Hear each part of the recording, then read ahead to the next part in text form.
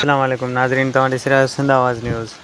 अञा अज़ाब न अचनि त ॿियो छा गुलनि जी बरसाति थिए। सांगड़ में ज़ुल्म जी इंतिहा। सांगड़ ज़िले जे मेंढ जिमड़ाऊ भरिसां बेल करण तां इलाइक़े जे बासिर उठ जी जंग कटे छॾी। पुलिस बि बासिर ॾाढो बेवस बणियल। मंगली थाणे जे हद में वहशी ज़मींदार ज़ुल्म जी इंतिहा करे छॾी।